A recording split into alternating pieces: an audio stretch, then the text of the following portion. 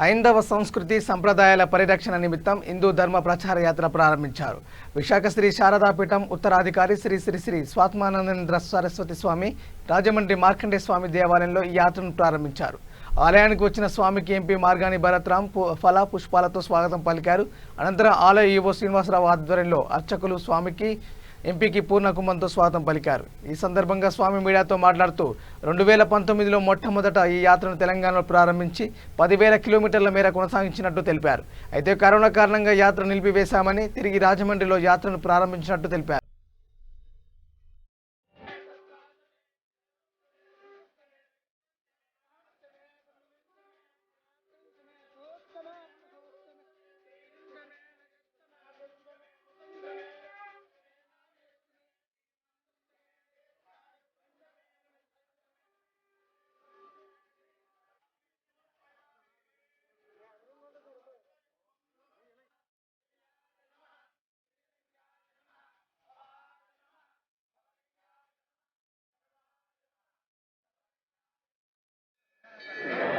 శారదాపీఠం స్వరూపానంద స్వామీజీ, స్మాత్మానికానంద స్వామీజీ వారి ఆధ్వర్యంలో హైందవ సాంప్రదాయం ఇంకా పెంపొందించే విధంగా యాత్రని ఇవాళ రాజమహేంద్రవరం నుంచి పునఃప్రారంభించారు. చాలా సంతోషం. ఈ యొక్క ఉభయ గోదావరి జిల్లాల్లో దిగ్విజయంగా యాత్ర పూర్తి చేయాలని దేవుణ్ణి మనస్ఫూర్తిగా నమస్కరించుకుంటూ ఈరోజు ఉమా మార్కండేశ్వర స్వామి దేవాలయంలో స్వయంభూగా పార్వతీదేవి వెలిసిన ఈ యొక్క దేవాలయం సుమారుగా 10వ శతాబ్దంలో అప్పుడు రాజరాజ నరేంద్రుడు యొక్క పరిపాలన దగ్గర నుంచి కూడా ఈ యొక్క ఉమా మార్కండేశ్వర స్వామి దేవాలయం ఇక్కడి ఉండడం, నిజంగా గోదావరి నదీ తీరాన్ని ఉండడం కూడా మన రాజమహేంద్రవర వాసులు అందరి యొక్క అదృష్టం. ఈరోజు స్వామీజీ ఈ టెంపుల్కి రావడం కూడా నిజంగా చాలా సంతోషం.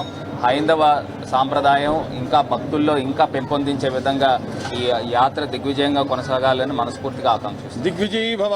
స్వరూపానంద హిందూ ధర్మ ప్రచార యాత్ర ఈరోజు దిగ్విజయంగా ప్రారంభమైంది. ఉమా మార్కండేయ స్వామి ఆశీస్సులతో, అమ్మవారి అనుగ్రహంతో ఈరోజు ప్రారంభించాము.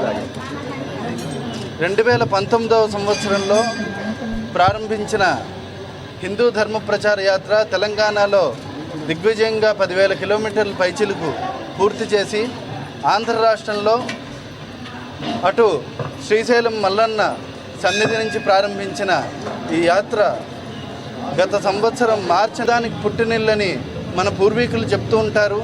అందువల్ల ఈ వేద పాఠశాలలు, శాస్త్ర పాఠశాలలు వీటినన్నింటినీ సందర్శన చేస్తూ మన భక్తులకి భగవంతుని ఏ రకంగా చేరువ చేయాలి, భగవంతుని యొక్క ఆశీస్సులు మన జీవన విధానంలో ఏ రకంగా పొందాలి అనేది ఈ యాత్ర ద్వారా మేము తెలియజేస్తూ ఉన్నాము. గురువులు స్వరూపానందేంద్ర సరస్వతి మహాస్వామి వారి యొక్క ఆశీస్సులతో, వారి యొక్క సూచనలతో ఈ యాత్ర దిగ్విజయంగా జరుగుతుందని భగవంతుని ప్రార్థిస్తూ ఉన్నాం. దిగ్విజయీ